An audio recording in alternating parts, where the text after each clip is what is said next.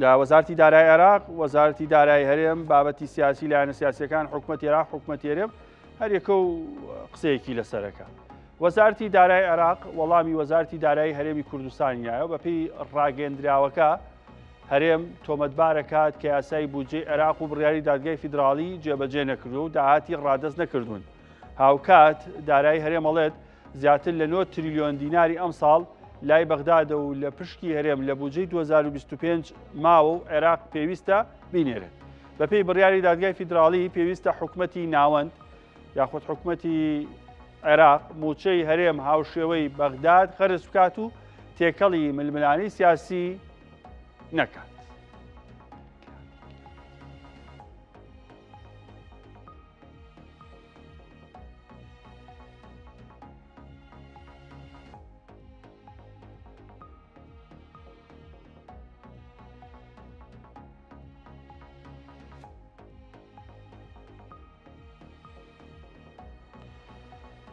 لێرە باسێکی موچەتان بۆ بکەم هەنێ زانیاری و ژمارەم بۆ کۆکردوونەتەوە ئەم ژمارانی باسێکەم لە گیرفانی خۆم دەرم نەهێناوە وەکو پشت بە راپۆرتەکانی چاودێری دارایی عێراق و هەرێمی کوردستان کە هەردووکیان ئیمزایان لەسەر کردووە تەصدیقیان کردووە پشتڕاستیان کردوێتەوە بۆم باسکردوون لەگەڵ هەردوو ڕاگەندراوەکە جارێ با لەوی هەرێمی کوردستان و دەست پێ بکەی وەزارەتی دارایی هەرێمی کوردستان ڕاگەندراوێکی بڵاو کردەوە وەکو ڕەتکردنەوەیەک بۆ ئەو ڕاگەندراوەی وەزیری دارایی عێراق کە باس لێ کرد بوو پشتگیرێم کۆتایی هاتووە تەواو. وەزارەتی دارایی هەرێمی کوردستان چەند خاڵێکی باس کردەوە بەڵام بەڕاستی بەراورد بە ڕاگەندراوەکانی عێراق ڕاگەندراوەکەی وەزارەتی دارایی هەرێمی کوردستان لاوازە لە ڕووی وشەسازی ئابووریەوە لە ڕووی داراییەوە لە ڕووی داتا و ژمارەوە هەتا بڵی فەقیرە هەژارە هەر وەکو غەزێنەکەی کە دینارێکی تیانە و ناتوانێت مانگێ خەرجەکانی دابینکە ڕاگەندراوەکانیشان فەقیرانە و هەژارانەیە جا ئێستا پێتانەڵێم بۆ باسی لەوە کرۆ کە خەرجی ڕاستەقینە نادەستوری و نایاسایی و لەگەڵ بڕیاری دادگای فیدراڵیان ناگونجێ واتەوەی کە پشت بە خەرجی فعلی ببەسترێ ئەم قسەیە تەواوە ئەمە قسەیەکی تەواو گشتگیرە و لە نێو دەستور لە نێو یاسای بودجێ عێراق هەروەها لە پرەنسیپەکانی دارایی و بنیادنانی یاخود خەتڕێژکردنی بودجەشە جێی نابێتەوە موچە لە نێو خەرجی بەکاربردنە لە هیچ شوێنێکی دنیای نییە ڕاستە وەکو فەقەرە لەوە بەڵام ئەگەر وڵاتێک بودجەشی نەبێ ئەبێ هەر موچە دابشکە عادەتەن کە بودجەت نەبڵێک لەسەر دوانزەی بودجەی ساڵی ڕابردوو خەرجکە بەڵام لەوەیە موچە زۆر لەوە زیاتریشی بێ لە عێراق زۆر لەوە زیاترێ و ساڵانی تریش دراوە چونکە بابەتی موچە خەرجیەکی پێویستیە و ئیتر ئەبێ حکوومەت چەند بوو چکە داتاکانی ڕوونە ژماری فەرمانبەران و خانشینان موچە خۆرانی دیارە ئەبێت دابینی بکە ئەمەکو خەرجی تر نییە تاکوبی بە پشتبەستی بە خەرجی بەکاربردن ئەم قسەی وەزارەتی دارایی هەرێمی کوردستان ڕاستە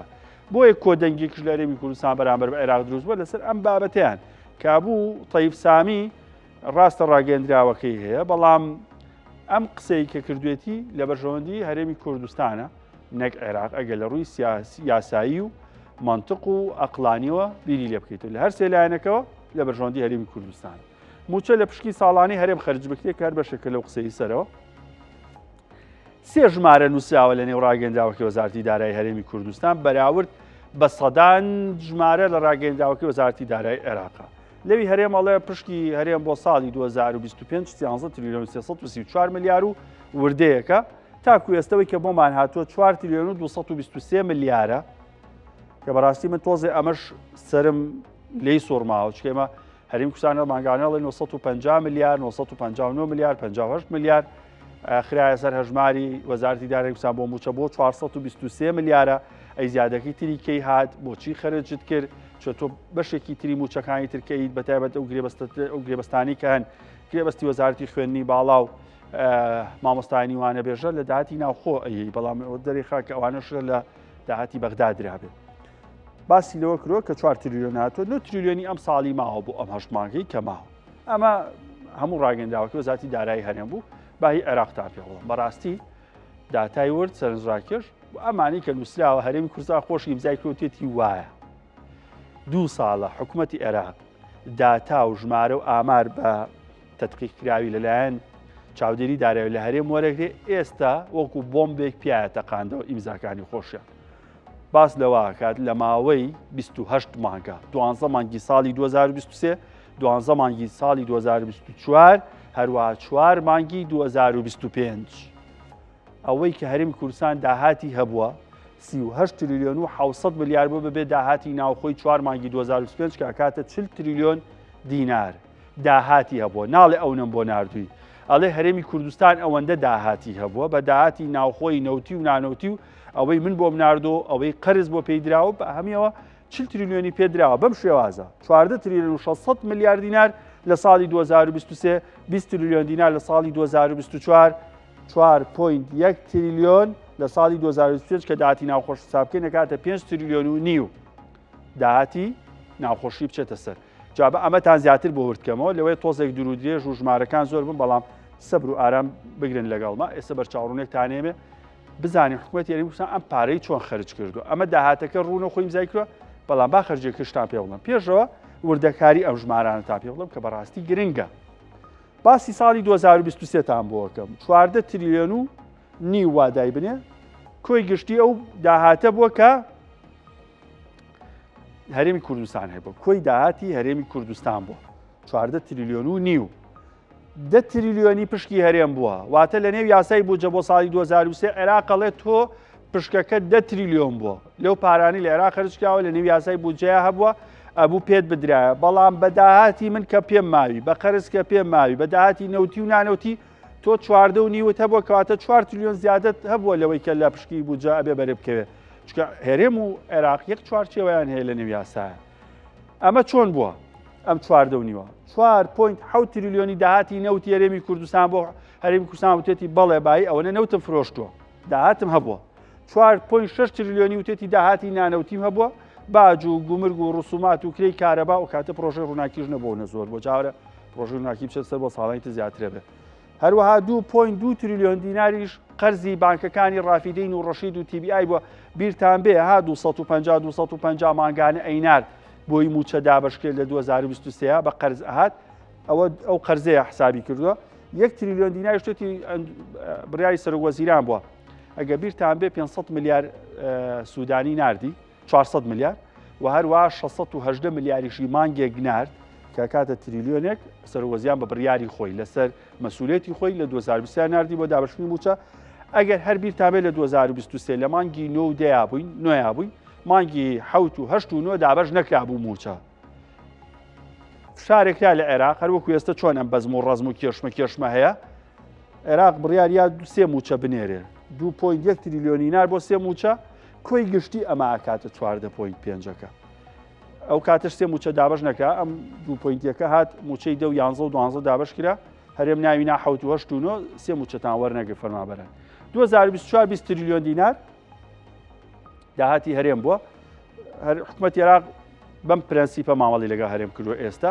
ئەڵێ تۆ 20 تریلیۆن دینار داهاتت هەبووە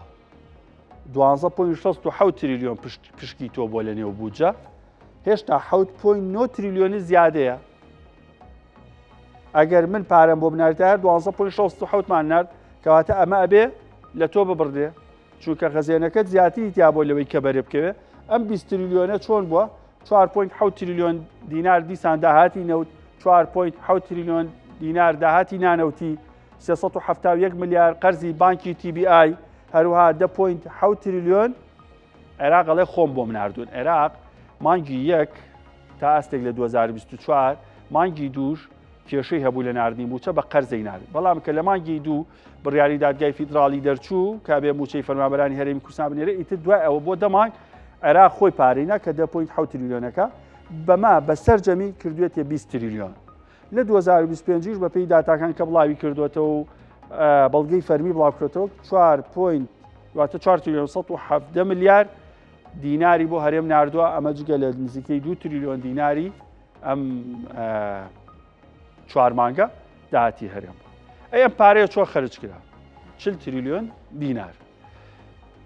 ئەو داهاتی کە بۆ حکوومەتی عێراق باسیەکە لە ماوەی 28 مانگا بووە واتە لە 1 2023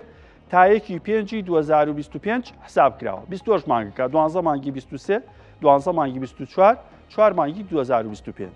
40 تریلیۆن دینار یاخود ئەگە 38.7ەکەش حساب بکەین داهاتی 4 مانگی ناوخۆشی لابین دابەشی 28 مانگی بکەین 1 تریلیۆن و 382 میلیارەکە 1 تریلیۆن و 382 میلیار مانگانە داهاتی هەرێمی کوردستان بۆ لە کاتێک هەرێمی کوردستان تریلیۆنێکیە بۆ موچە وە خۆشیان باسیەکەن 150 میلیارێکیانێ بۆ خەرجیانی ئێستا هەیەە هێشتا 200 میلیاریش ئەمێنێتەوە بۆ پرۆژەی تر کە دنیای پرۆژاکە 200 میلیار یعنی 400 قوتابخانە یعنی 400 بنکەی تەندروستی قیرکردنی سەدان کیلۆمەتر دروستکردنی دەیان پرد بەڵام هیچی دیار نییە هەروەها ئەگەر دابەشی 40 مانگی بکەین بە نزیکەی هەر مانگێک 1 تریلیۆن دینارەکە واتە بوو هەموو مانگێک ماش دابشکە ئەگەر 40 مانگیش بێ بەڵام ئێمەڵی 28 مانگە هێشتا 12 مانگی کەمە لە 40 مانگەکە 24 موچەش دراوە چونکە سێ موچەی مانگی 2023 پێ نەدراوە یەک موچەی 2024ش پێ نەدراوە ئەم پارێ 38 دابەشی 24 مانگیکەی هەر زۆر کەمەکە بەڕاستی ئەم داتاوژمارانی کە هەیە ئەم داتاوژمارانی کە لە هەرێمی کوردستان و لە وەزارەتی دارایی عێراق و بڵاوەکرێنەوە پێویستی بە بابەتێک تر هەیە کە هەرێمی کوردستانە شەفافێتی هەبێ داڕاگەندراوە کە وەزارەتی دارایی کوردستان بۆیە وتم لاوازە هەژارە فەقیرە داتاوژماریتیانە بوو ئەسڵەن بە دووشە باسی داهاتی نەوتی کردو وەزارەتی دارایی زەحمەت نەبێ ئەم داهاتی نەوتی بە عێراق دووتووە بە هەرێمی کوردستانیشی بڵێ چیت لێ کردووە خەرجەکەی ما پێ بڵێ ئەوە زانیمان ئەو نەداهاتێ بۆ خەرجەکەی بڵێ زەحمەت نەبێت بەس یەکسەر ئاوا بۆ ڕەهایە نا بۆ کارەبا دراوە و بۆ کۆمپانیا دراوە و بۆ بابەتی تر ژمارە بڵاوکەرەوە ژمارە جابا لەگەڵ میوانێک شرۆڤی ئەم بابەتە بکەین دکتۆر نەوزاد هەمەوەندی پسپۆڕی ژمێریاری و ئابووری لە هەولێر لە ستۆدیۆی هەولێر لەسەر بابەتە گفتوگەین دکتۆر سلااو لێبێ ئەو داتانی باسمان کرد داتای چاودێری دارایی عێراق و هەرێمی کوردستانە وەزارەتی دارایی عێراق بڵاوی کردوێتەوە مەبەستەکەم نییە لایەنگری بکەین بەڵام بۆ هەرێمی کوردستان داتامان نایەتێ ژمارەمان نایەتێ شەفافێتمان نییە هۆکارەکە چی بێ و لە ڕووی ژمێریاریشەوە ئایا ئەوەی عێراقیڵێ منطقە ئەقلانیە ژمارەکان سلااو لێەوە سلااو لە بینەرانی خۆشەویست کێشەی نێوان حکوومەتی هەرێمی کوردستان و حکوومەتی فیدرال لەسەر چەند خاڵێک ناکۆکن ئەویش ئەو جۆرە شەفافەتەیەوە ئەو جۆرە بڵاوکردنەوەی داتا و زانیاریانەیە و بەشێک لە ئێمە عێراق نەکەن بە شامی شەریف گەندەڵێکی زۆر لە عێراقی شێ بەڵام هەرگیز نەبێت داتا و زانیاریەکان وا دەخرێتە ڕوو بەشێکی زۆری هاوڵاتیان و بەرپرسان و بەگشتی مقنعن بە داتا و زانیاریەکان چونکە ئەو نەوتەی لە عێراقەوە ڕەوانەی دەرەوەی عێراق دەکرێت زۆر زیاترە لەوەی کە ئێستا وەکو داتا بڵای دەکاتەوە یا ئەو داهاتی لە عێراق دەست دەکرێت زۆر زیاترە بەڵام ئەوەی کێشەیە لە هەرێمی کوردستان زۆر جار ئێمە وتەبێژێک یا مەسەلەن بەرپرسێکی باڵا بەرپرسێکی حکومی لە خۆیەوە ژمارەیەک فرە دەداتە سەر شاشەکان و یا لە بڵاوکراوەکان یا لە پرێس کۆنفرانسێک ئەمە دەبێتە ئەمری واقع بەسەر هەرێمی کوردستان من خۆم لە نزیکەوە گوێم لێ بووە لە شاشەی تیڤەکان باسیەوەیان کردو کە هەرێمی کوردستان مانگانە 300 میلیارد داهاتیتی کە ئەمە کارەساتێکی گەورەیە و ئەگەر ئایا 300 میلیارد داهاتی هەرێمی کوردستانە و دەبێ ئێمە پابەندی بڕیارەکانی حکوومەتی فیدرال بین کە 150 میلیارد دیناری هەموو مانگانە ڕەوانەی خەزینەی حکوومەتی عێراق بکەین و دواتر ئیتفاق لەسەر 160 میلیارد کرا کە مانگانە 80 میلیارد بۆ خەزینەی حکوومەتی فیدرال بگەڕێتەوە دەبینین ئەم داتایانە بەگوێرەی پێویست ناخرێتە سەر شاشەکان نەخرێتە سەر کوردستان یاخودەوەی عێراق بڵاوی کردوێتەوە کە پشکی هەرێمی کوردستان لە بودجەی 3 ساڵی تەواو بووە لە ڕووی ژمێریاری و داراییەوە ئەم قسەیە تەواوە یاخود خەلەلێکی منطقی و یاسایی تایە بودجە بە 3 ساڵە پێورە یا بە ساڵانە پێورێ خۆی لە هەموو دنیا بودجە ساڵانە بەڵانسشیتی بۆ دەکرێت و قائیمەی داتای زانیاری و هەموو جوو لە داراییەکانی حکوومەتیش لە ساڵانە لە 3 مانگجارێک لە 6 مانگجارێک وە لە ساڵێک جارێک بەڵام ئەوەی گوزەرا لە پەرلەمان کە بودجە بۆ 3 ساڵ درێژە بکێشێتەوە کە ئەمە ڕەنگە هەڵەیەک بێ و چونکە گۆڕانکاری بەسەر نرخینەوە دادێ، گۆڕانکاری بەسەر بودجەی تەشغیلی دادێ، گۆڕانکاری بەسەر هێزی کڕینی دینار دادێ، ینی بینیمان گۆڕانکاری بەسەر داهات و خەرجی هات چونکە عێراق لە داهاتەکەی دۆلارە و خەرجیەکانی دینارە و لە کاتێکدا دۆلار هێزی کڕینەکەی زۆرتری واتە خەزێنەی حکوومەتی عێراق دەوڵەمەندتر دەبێ و لێدانە لە جیرفانی تاک بە تاچی هاوڵاتیان و موچەخۆران بە تایبەتی. بەڵام کە بۆ 3 ساڵ ڕەوانە کرا و لە پەرلەمان دەنجی لەسەردرا بوو ئەمری واقع، بەڵام کورتێنان ساڵ بە ساڵ هەبووە و ئەوەی دەیبینم لە ئێستادا جۆرێکە لە سیاسەتێک لە سیاسەتی کێشەی نەختینەی کە لە عێراقیش سەری هەڵداوەوە پارەی پێویست واتە پارەی کاش نییە لە بەردەست بە یەکجاری موچێ و خەڵکە بەیەکجار دابەش بکرێەوە. عێراق زۆر تاکید لەوەکەنەوەکی کێشەی نەختینە ئەتوانن چارەسەریکردن موچەی فەرمانبەرانی خۆیان بە مەزبوطی و بە پێویستی و بۆ بڕێکە هەیە لە کاتی خۆیان ئەگەر 1-2 ڕۆژێک دواکەوتن هەبێ دابینەکەن و تاکو ئێستا قسەیەک نەبووە کە موچەی هەرێم بەوەی نەبوونی نەختینەوە دابین ناکەن، بەڵکو بەهۆی ئەوەیە کاڵێن هەرێم پابەند نییە. ئایا لە ڕووی بنەماکانی ژمێریاری وەروە بنەماکانی بودجێ عێراقەوە هەرێمی کوردستان پابەند نەبوو بەو بەرگە و مادانەی کە تایبەتە پشکی هەرێم؟ چ هەرێم هەڵێ بێ 9 تریلیۆن دیناری تریشمان بۆ بێ مەساڵ. بەڵێ خۆی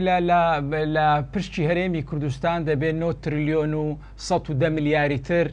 بێ بۆ هەرێمی کوردستان، بەڵام هەندێک خاڵ و بەند هەیە لە نێوان حکوومەتی عێراق و حکوومەتی هەرێمی کوردستان کە واژویان لەسەر وەک کردیە و ئیتیفاقیان لەسەر کردیە کە داهاتی ناوخۆی هەرێمی کوردستان و داهاتی نانەوتی نیوەی 150 بگەڕێتەوە بۆ خەزێنەی گشتی کە ئەمە پاڵپشتیەکە بۆ حکوومەتی عێراق بۆی بتوانێت سەیتەرە لەسەر دابەشکردن و بودجەی تەشغیلی هەموو عێراق بە هەرێمی کوردستانیشەوە بکات. بەڵام دەبینین زۆر جار لە کەم و کوڕینە ناردنی یا تاخیرکردنی ئەمە جۆرێکە لە بیانودان بە حکوومەتی عێراق، بەڵام بەشێکیشی پەیوەندی بە سیاسەتی نەختینەی عێراقەوە هەیە، بە کێشەی نەختینەی عێراقەوە هەیە، ڕەنگە بە زەقی باز نەکرێت، بەڵام عێراق و زۆربەی وڵاتانی دنیا کێشەی نەختینەییان هەیە، بۆیە سیستەمی بانقی و سیستەمی ئەلکترۆنی و دابشکردنی موچە بەم شێوازەیەوە دەبینین عێراقیش تا ئێستا بەشێک لە موچەخۆرەکانی بەشێک لە وەزارەت و بەڕێوەبەراتەکانی بە شێوە کلاسیکەکەی موچەکانی وەردەگرن کە ئەمە گرفتە هەم بۆ عێراق بۆ هەم بۆ هەرێمی کوردستانیش کە بە شێوەی نەختینەی پارە تەوزیع ناکرێت، بەڵام بەشێک لەو داهاتەی کە لە هەرێمی کوردستان دەست دەکەوێ دەبێت لە کاتی خۆیدا و بیانووی نەدەین بە وەزارەتی دارایی و چاودێری دارایی عێراق بۆەوەی بیانومان پێ بگرێ، هەر هیچ نەبێ. بینیمان بیانوەکانی پێشووتر لەسەر داتا و زانیاری فەرمانبەران بوو کە بەشێکی زۆری حەقیقی کێشە و کەم و کوڕی و کورچ و کاڵی بەسەر لستی موچەدا بوو. ئەمە دیفاع لە هەرێمی کوردستان ناکەین، بەڵام وردە وردە هاتنە سەر ئەو ڕێسکەیە کە ئێستا هیچ بیانوێکیان نیە یا هیچ گلەی و گازاندە و تێبینیەکیان لەسەر لستی موچەی هەرێمی کوردستان نییە کە ئەمە حاڵەتێکی باشە، بەڵام ناکرێ ئێمە بەشێک لە پەیوەندیەکانمان لەگەر عێراقدا بە هەندێک بڕیاری ناکۆچی زۆر سەیرم پێدێ بەشێک لە بەرپرسانی ئێمە دەینە سەر شاشە یا هەیە هەر بەڕاستی هەر موچە خۆر نییە، ینی وا وێنا دەکا کە ئێمە هیچ پێویستیمان بە عێراق نییە و موچەی عێراقمان پێویست نییە، ئێمە ئەمە ناکرێ، ئەمە نابێ ئیستیفزازکردنی هاوڵاتیانی عێراق و ئیستیفزازکردنی بەرپرسانی باڵای عێراق نەکرێ. ئێمە بڕیارمان داوە هەرێمێکین لەگەر عێراقدا دەژین و بە بڕیار و بە ڕاستپاردەکانی ئەوان ڕازین لە هەموو کەم و کوڕەکانمان ئاگدارمان دەکەنەوە، ئێمەش لەسەر ڕێنمایەکانی ئەوانەوە چارەسەری گرفتەکانی ئابووری هەرێمی کوردستان دەکەن، کەواتە ناکرێت ئیستیفزازکردنی حکوومەتی عێراق یا ئیستیفزازکردنی هاوڵاتیانی خوار و ناوەڕاستی عێراق، چونکە ئەمە جۆرێک لە ناتەبایی، جۆرێک لە فشار لەسەر حکوومەت دروست دەبێت کە بەرەو ئینتیخابات دەڕۆین، بەڵێ دەبێت ئێمە خاڵە لێک نزیکجیەکان بەکاربێنین و ئەو خاڵانەی ئەو بازنانەی کە بەیەکەوە کۆمان دەکاتەوە. ئێمە ساڵانێک بەیەکەوە ئۆپۆزیسیۆن بووینە، ساڵانێک دەربەدەر بووینە، ساڵانێک لەژێر ڕچێفی حکوومەتێکی داپلۆسێنەر چەوسێنرا ڕاونێتەوە دەبێ ئەم خاڵانە بکەینە خاڵی مێزگرد و خاڵی گفتوگۆ و خاڵی پێکەوە ژیان نەک هەندێک خاڵی ترکە ئیستیفزازکردنی بەڕاستی هەم وەزیری دارایی هەم سەرۆکی ئەنجومەنی وەزیرانەوە هەم خەڵکی ئاسایی شەقامی خوارو ناوەڕاستی عێراقا بەداخەوە پێم باش نییە بەڕاستی سۆسیال میدیا و بەشێک لە شاشەکان بۆ ئەم بابەتە بەکار بێت. دکتۆر نەوزاد هەمەوەندی پسپۆری ژمێریاری و ئابووری سوپاس لە هەولێر لەگەمانەوە بەرچاونێکی باشیینە بە تایبەتە و قسەی زۆر سەرنجڕاکێش بوو من کە میدیاکان حەقە کەمێک هەستی فەرمانبەر و خەڵکی خۆمان لە بەرچاو بگرن ئەوەنە شاشەی سوور و ئیتر موچە نایەت و باوکێک بە تەمایەتە پاسکیل بۆ کوڕەکەی بکرێ بۆ کچەکەی بکڕێ بەرە جەژنانە خەڵک گەوێ تا ئاستێک ئارامی دەرونی هەبێ ناو خێزانی پێداویستی مناڵی ماڵی قەرزاری کرێچێتی تا کۆتایی شتێک نییە بەوەی کەیتە موچە هەرنایە باشتە کەمێک ڕەچاوی هەستی فەرمانبەران و خەڵکی خۆشمان بکەین. لەسەر سلێمانی پێشەنگایەکی گەورە و فراوان هەیە خولی یەکەمین پێشەنگای وەبەرهێنان و خانوبەری بیناسازی لە سلێمانی بەردەوامە ئەم ڕۆهینی سێم ڕۆژی پێشەنگاکەی کە زیاتر لە 120 کۆمپانیا بەشدارن و خزمەت گوزاری و بەرهەمەکانیان لەوێ خستۆتە ڕوو. سلێمانی لەسەر ئاستی عێراق و هەرێم لە ڕووی پرۆژەی وەبەرهێنان و کارگەکانی بەرهەمی کەرەستەی بیناسازی پێگێکی گرنگی هەیە پێشەنگاکەش بۆ دەرخستن و پیشاندانی ئەو ژێرخانە بەهێزەی سلێمانی.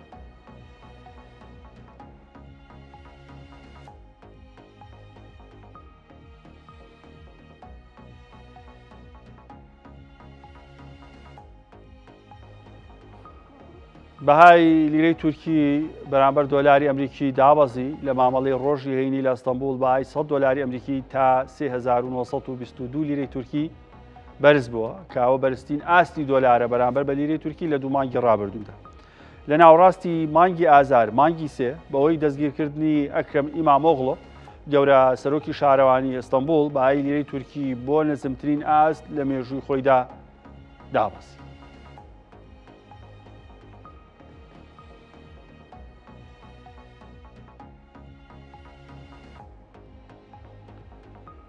لەگەڵ فەرهاد شار پەیامنێری کورسات نیوز لە ئەستەمبول کەمێکتر ئامادە بێ قسەمان بۆکە لەسەر لیرەی تورکی زانایی زۆر باشی لە باباسێکی دینارتان بۆ بکەم لە بازارەکانی عێراق بەهای دینا بەرامبەر بە دۆلار چەند ڕۆژی ڕابردوو بەرز بووە لەگەڵ دروستبوونی هیوایەک بۆ بەهێزی دراوی نیشتیمانی بەڵام مامەڵەکارانی دراو دوودڵن لەوەی ئەم بەهێزیە بۆ دیناری عێراقی دروست بووە بەردەوام بێت و هەندێکشیان ترسیان لەوەیە کاتی بێت.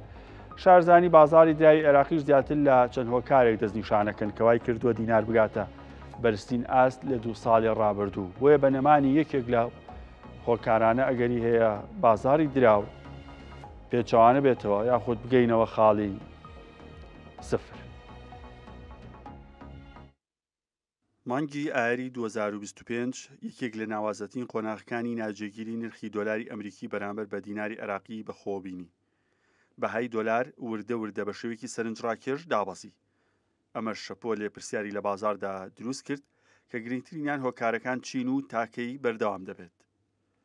ئەم گۆڕانکاریە لە ناکاوە ناتوانرێت ببەسێتەوە بە یەک هۆکار بەڵکو دەرەنجامی تێکەڵەیەکە لە ڕووداوە سیاسی نەختینەیی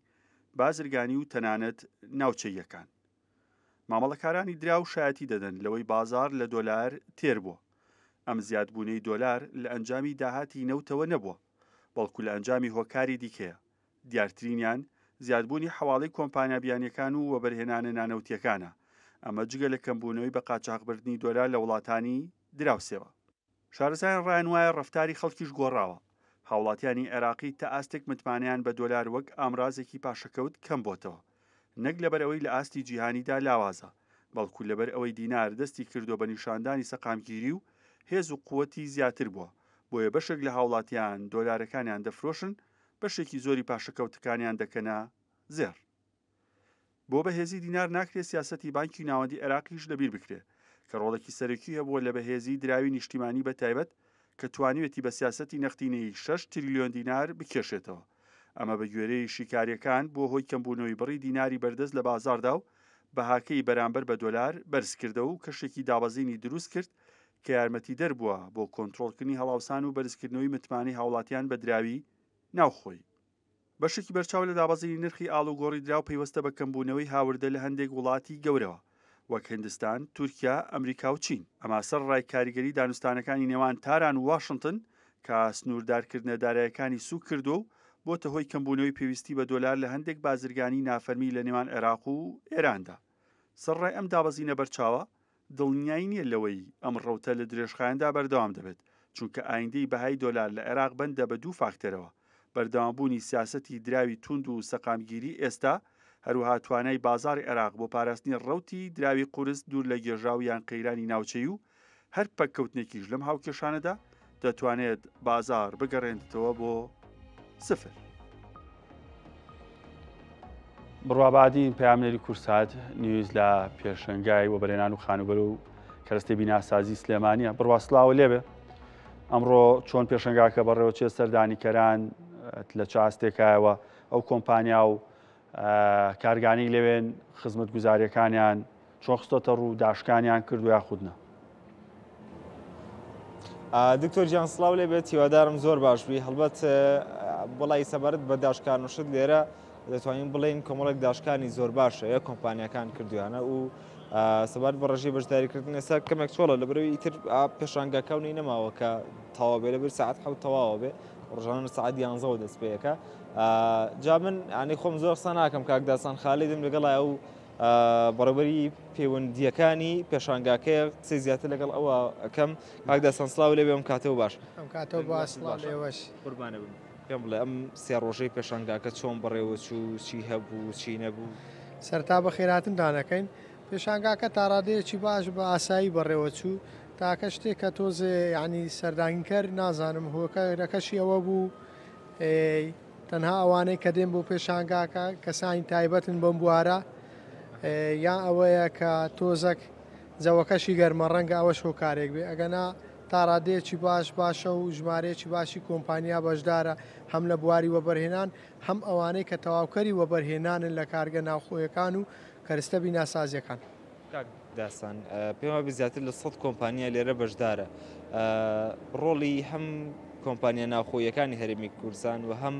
کۆمپانیا نێودەوڵەتیەکانی ئەخوا بڵین کۆمپانیا جیهانەکان لێرە چییە و چۆن؟ بژانەوەی شار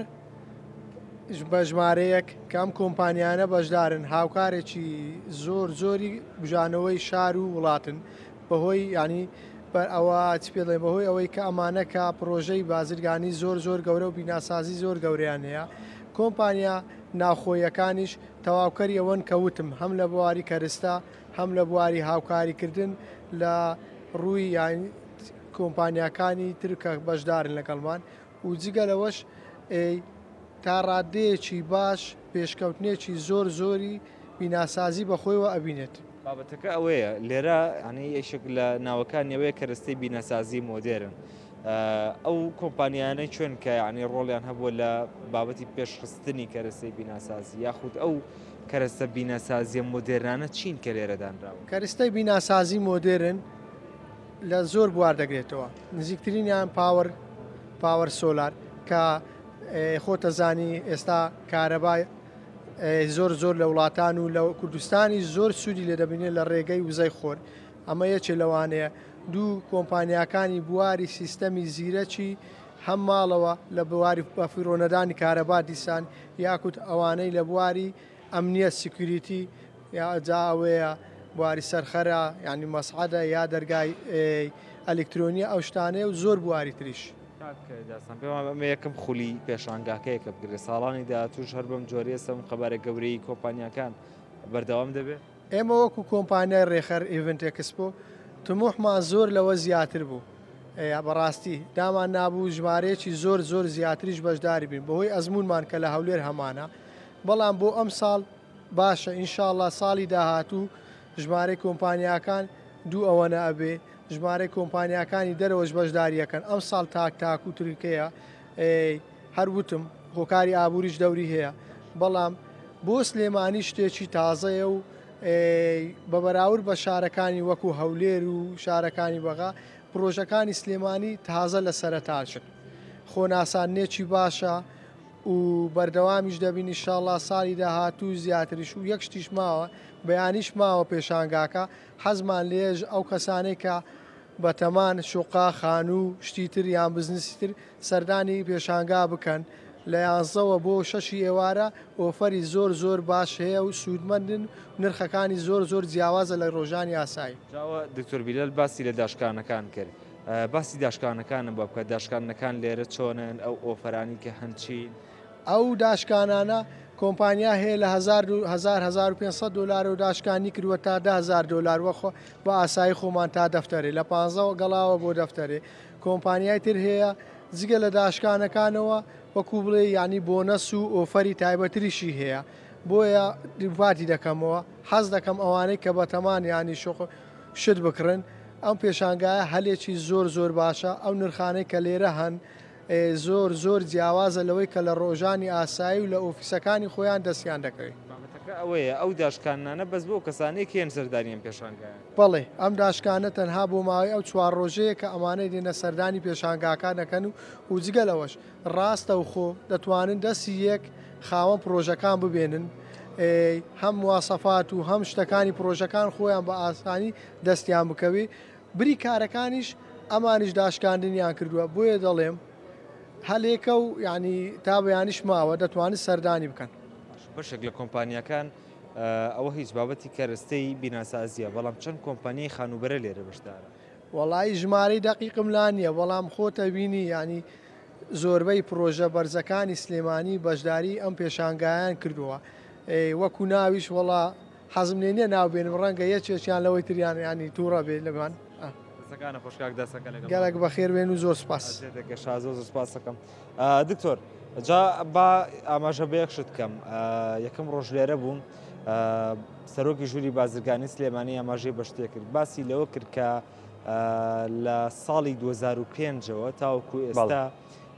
بای 18 ملیار دینار بابەتی پرۆژەی پیشەسازی کراوە. جا ئەم پێشانگایانی کە دەکرێتەوە بۆ منێسا ئەمە یەکەم خولی پێشانگاکەیە ئەنی پێش ساڵ بە ساڵ ڕەنگە ببێتە هۆی زیادکردنی ئەو ژمارە یاخود باشترکردنی بابەتی پیشەسازی لە بەتایبەت لە سلێمانی کە ئەنی لە ڕووی پیشەسازیەوە لە ماوەی 3 ساڵی ڕابردوودا سلێمانی لێ پێشەنگی لە عێراقا وەرگرتووە بۆیە دەیانەوێت کە ئەم پێشانگایانە بکەن و لەم ڕێگەیەوە زیاتر بەرەوپێشی بەرن. عادەتەن من پەیامێران کە لە شوێنانە بن لەو پێشەنگا و شتانە بەتایبەتی خواردن ئەڵەم لە خزمەتتان نابووم خۆت و مسەوەرەکە بەزەوێ کڕینی خانوو شوقەیە ئەمە سوابەتیانی تیانە بڕوابادین پەیامێری کوردستانی سار بژیت لەگەڵ فەرهاد یاشار لەسەر لیرەی تورکی قساکەم فەرهاد لە ئەستەمبول پەیامێری کوردستان نیوز لە ئەستەمبول زانای زۆر باشیتیایە. فەرهاد سڵاو لێبێ لیرەی سووری لیرەی تورکی بۆ بەرامبەر دۆلار داکەوت ئایا پێشبینیەوە کرێ زیاتر دابەزێ؟ بله از کارم سری دا ویه بیجم روشا ترکیه یا استانبول ایرو لگوری دو خرابتره چما جبر کو مدو ام بشتر وشانه بون $2 برانبر ترکیه 39.10 بو ایرو جی 39.24 بویه اف جی یعنی ام دکارم ویا بیجن لگوری دو ایرو روشا ترکیه خرابتر بیه جبر کو هر رو اپراسیون بردوامن لترکیه لهمبری شهرداری استانبولی اپراسیون بردوام حتی نها سدو نزدیک 200 کس حتی بنچاف کردن و جخین پروتستویا یعنی تن این کو به شهرداری دخابتن و به اکرم امام الله کار کردن نزدیک 200 کس حتی دست سر کردن و اپراسیون جی هم بردوام لهمبری ویاجی دلار هر کود چه زیادتر دبه اف جی تی نشان داده کو حتی اپراسیون لترکیه لهمبری شهرداری استانبولی بردوام ببه او راش هر کو بچه خرابتر ببه و او نسکنجی جبر کو در و دم لترکیه دنیارند بجن کو یاسا یعنی هر تش لدر یاسایی چه یعنی حقوق نمایه هر کس لدور یک کسی و به دوی یکی کسی دنیاره و لگوری اپراسیون بردوام دبن لهمبری ترکیه چه تأثیری که لسه انفلاسیون هست حتی اینها امکان بیشتر 57 میلیارد دلار برای کار پیاز ما بس تمویا ام داکوتنی لیره ترکیه چه تأثیری که هست لسه انفلاسیون بله افلاسیون جی وکی بری افلاسیون نها ما یا ما نیسانی جی نشان دا کو افلاسیون دانه که سدی 38 enflasyona Türkiye. Ev jî her tiştî biha dike. Yani çayek her hêsa em bêjin çayek li Tirkiye biye 5 lira çayeka piçûk Tirkiye'de dixwe 5 liraya qeweyek biye 200 lira 300 lira. Ev jî enflasyona Tirkiye nişan dide ku rêje her ku diçe bilindtir dibe. Yani dahata gel kêm dibe. Karina kel zêde dibe zehmet dibe. Gel jî xelk jî nikarin debara xwe bikin. Ev jî rêje enflasyonê xuya dike. Yani devlet her yani çiqasî bêje ku enflasyon her ku diçe dadkeve lê enflasyon li gorî kirînan li gorî dahatan û li gorî geştyarên ku tên İstanbulê jî enflasyon her ku çe zêde dibe. Ev jî rewşa aboriyê qeyrana Tirkiye nîşan dide. Lê ev heterên ha em dikarin bêjin ti aliye rastevîn ve nehatiye kirin. Yani کاریگەری داکردنی لیرەی تورکی لەسەر ئینفلاسیۆن هەبوو ئاماژەت پێکرد. ئینفلاسیۆن کاریگەری تەسیری وێ هەیە لەسەر گەشت و گوزار بەتایبەت لە ئەستەمبول؟ هەلبەت ئەم دikarin bêjin heye û zehmetî jî zehmetê jî ji ber ku enflasyon yani lîreyê Tirkiye çok asî kêm dibe û lîreyê ku tu bi kar dînî jî ew lîre têrê nake. Yani maaşê hinek kesan yên resmî bayek resmî maaş ya herî kêm 23,000 lîre lê 23,000 lîra têra kiriya kesekî jî nake. Lê kiriya herî erzan li vê derê Stenbolê 20 lîra û derdora 30,000 lîre ye. Lê ew kesekî belê. Belê. Ferhat berdewam bike kerem ke. Derdora kirê derdora 30 û 40 û 20 û li hen ew jî ciyê erzan em dikarin bêjin. Ew ciyê biha jî weke Taksimê ciyê navendî jî hetanê 200 û 300,000 lîra diçe. Ev jî dihata kel nebe gel bazara de jî nikare yani nikarin debara xwe bikin. Ji ber wê hinek kes bi du malbat niha bi hevra dijîn. Berê malbat cuda cuda yani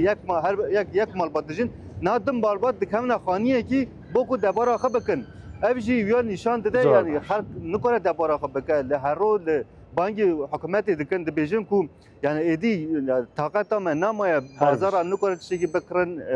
ên ku teqawetin maaşê wana têra wana nake ên ku zarok wana dixwînin perê wana têra wana nake nikarin zarokê xwe bişînin welatekî dinê û bidin xwandin yani bajarekî dinê bidin xwandin ew kesên ku ne li Stenbolê bin zarokê xwe dişîne Stenbolê bo zanîngehan perê wana nîne ku wana debara xwe bikin û ji zarokên xwe re bişînin ku bo ku vilar zanîngeha baş bixwînin. Zor başa. Ferhat Yaşar Peyamnêrî Kursan News li Stenbol her bijî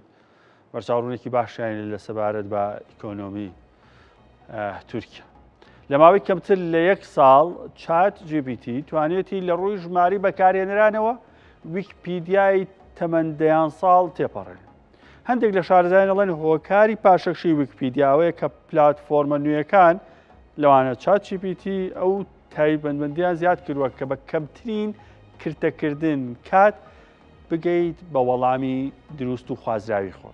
ویکیپیدیا ڕەتی دەکاتەوە کە ژماری سەردانکەرانی وێبسایتەکەی گۆڕانکاری بەسەرهاتێت یاخود کەم بێتەوە، بەڵام داتاکانی GWI دەریەخات کە چات GPT بە خێرایی ویکیپیدیای تێپەڕاند.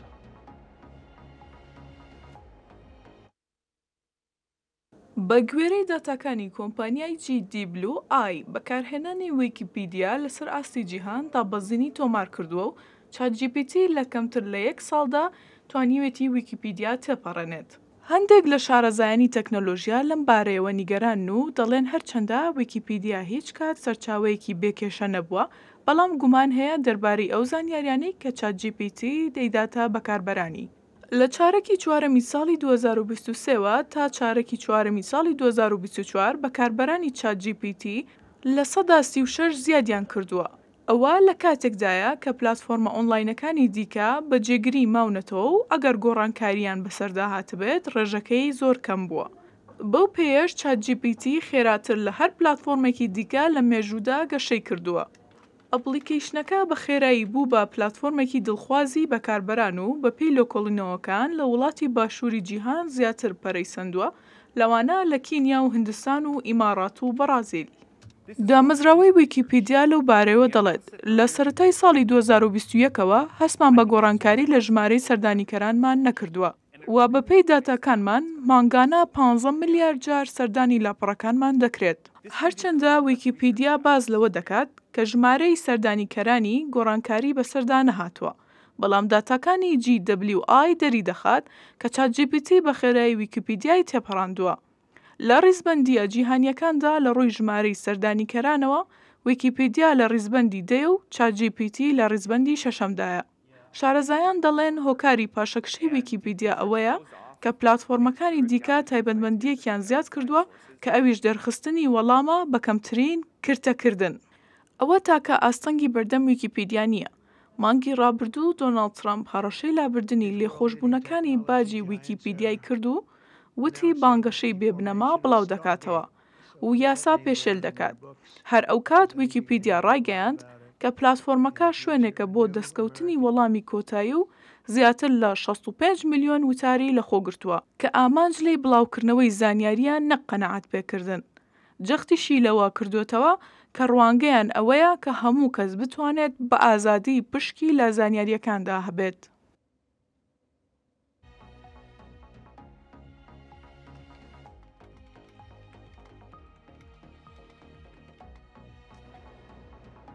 ئالێرە هەندێ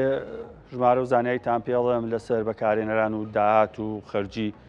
ئەو دوو ناوە ناسراوەی نێو جیهانی تەکنۆلۆژیا. ChatGPT دەست پێکەین تەمەنێکی زۆری نییە لە 11 2022 دامەزرابەت دیاریکراوی لە مانگیەکی 2024ەوە خزمەتگوزاریەکانی زیاتر گەشیان کرد و بەردەوام بوون و دایبنین سەرەتای 2023 دوو ساڵێک کەمێک زیاتر تەمەنی هەیە. کۆمپانی ئۆپنەیای ئەم خاوەندارێتیەکە هەفتانە 400 میلیۆن کەس بەکاربەرانی چالاکین، مانگانە 180 میلیۆن کەس، ڕۆژانەش نزیکەی 122 میلیۆن کەس بەکارهێنەری چالاکی ئەم پلاتفۆرمەن یاخود ئەم خزمەتگوزاری بای تەکنۆلۆژیا. هەندێک زانایتی تر هەیە لەسەر ChatGPT با پێتان بڵێم بە تایبەت لە ڕووی داهات و لە ڕووی ئەوەی کە خزمەتگوزاریەکانی چۆنن. گەشەکردنەکەی لە ماوەی 2 مانگا 100 میلیۆن بەکاربەری بۆ زیاد بووە. خێراترین گەشەی ئەپێکە لە مێژووە کە بەخۆی بینی بێ. هەندێک ئەپی تریش 100 میلیۆنیان تێپەڕان بە خێرایی لە ماوەی دیاریکرا، بەڵام ئەمەی ChatGPT لە هەمان زیاترە. بەکاربەری هەفتانە لە 6 مانگا 200 میلیۆن بۆ 400 میلیۆن، ڕۆژانەش 1 میلیارد داواکاری هەیە لە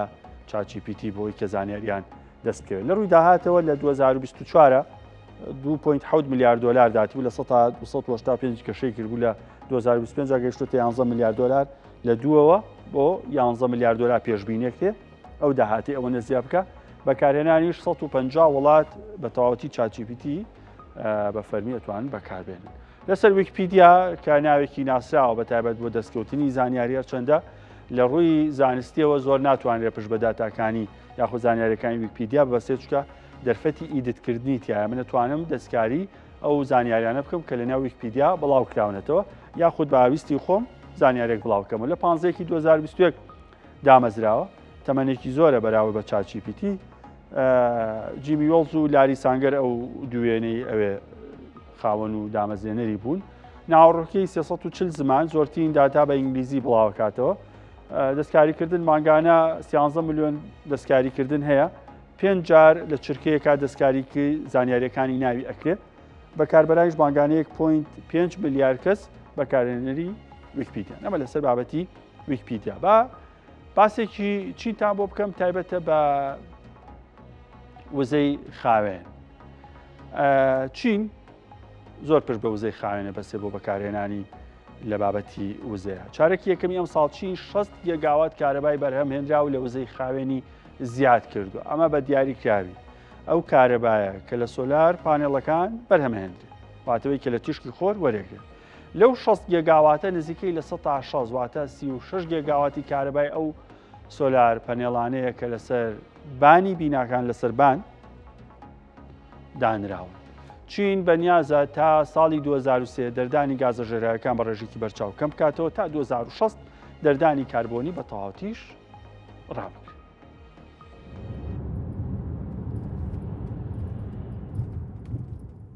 لە کاتێکدا کە گۆڕانی ئەو هەوا و لێکەوتەکانی زیاتر لە هەموو کاتێک جیهانی بەخۆیەوە سەرقاڵ کردووە، وڵاتان بە بەکارهێنانی ڕێکاری جیاواز هەوڵ دەدەن پشبەستنیان بە سوتەمەنیە بەدینیەکان کەم بکەنەوە و وزەی خاوێن پەرە پێ بدەن.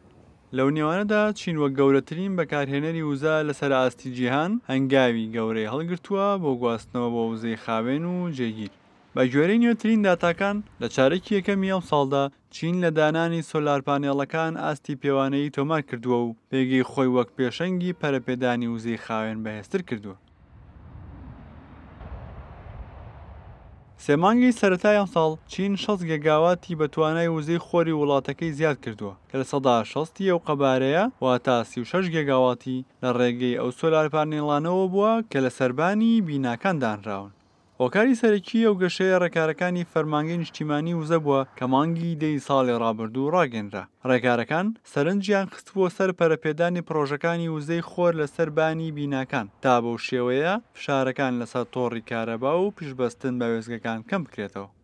چین لە سیاسەتە نوێەکانیدا دوو ئامانجی گرنگ پەیڕەو دەکات کە بریتین لە کەمکردنەوەی دەردانی گازە ژەهراییەکان تا پێش ساڵی 2030 و گەیشتن بە ڕاگررتنی کاربۆن تا ساڵی 2060. پێشبینی دەکرێت کە دانان و بەکارهێنانی سۆلار پانێڵەکان لە سەربانی بیناکان 3 مانگی دووەمی ئەم ساڵ بەردەوام بێت و تواناکەیان تا کۆتایی ساڵ بگاتە 130 گێگاوات. کە لەو قەبارەیە 92 گێگاواتی پێویستە بە پرۆژە بازرگانی و پیشەسازیەکان و 38 گێگاواتی پێویستە بە کەرتی خانوبەرە. هاوکات پێشبینی دەکرێت ئەم ساڵ چین بۆ پرۆژە گەورە و پیشەسازیەکانیش ئاسۆیەکی ڕوونی هەبێت. چاوەڕێ دەکرێت توانای کەرتەکە لە بەرهەمهێنانی کارەبا لە وزەی خۆر 160 گێگاوات بەرز بکرێتەوە. دوای جێبەجێکردنی سیاسەتە نوێیەکان پرۆژەکانی وزەی خۆر ڕوبەڕووی ئاستەنگی جۆراوجۆر دەبنەوە. بۆ نمونە پرۆژە ستانداردەکان بە توانای تا 6 مێگاوات دەتوانن زیادەی کارەباکەیان بخەنە سەر تۆڕی کارەبای وڵات. بەڵام پرۆژە گەورەکان پابند کراون بە بەکارهێنانی تەواوەتی و کارەبایی بەرهەمی دەهێنن و ڕێگەیان پێنادرێت زیادەکی بە تۆڕی کارەبایی وڵات بفرۆشنەوە. مەبەست لەم بڕیارەوەیە کە فشارەکان لەسەر تۆڕی کارەبایی کەم بکەنەوە و بازاڕە ناوخۆییەکان بۆ بەرهەمهێنان و بەکارهێنان پەرە پێ بدەن و هانی بەرهەمهێنەرە ناوخۆییەکان بدەن بیر لە سیستەمی کۆگاکردنی وزە بکەنەوە. لە بابەتی دینا بەرامبەر بە دۆلار ئەگەر تا دوای جەژنی پیرۆزی قوربان بەرزبوونەوەی دینار مابەشێکی بەرچاو نەبێ ئەگەری لە منرخانەی ئێستاە بێ 145 بۆ 150 لەو بەینانە یاری بکامل بە ڕەچاوکردنی دۆخی ئەمن و سیاسی عێراق. لە بابەتی زێڕی ژەگەری هەیە چۆن دوو هەفتەیە تا ئەستەی بەرز و نزمی کەمە من پێڵێم بازار خەوتووە ئەگەری هەفتەی ئایندەشەر بازار خەوتوو بێ دواتە ئاراستەی بەرزبوونەوەی هەبێت بۆ هیوایی کە ئابوورێکی زۆر باشتانە بێت.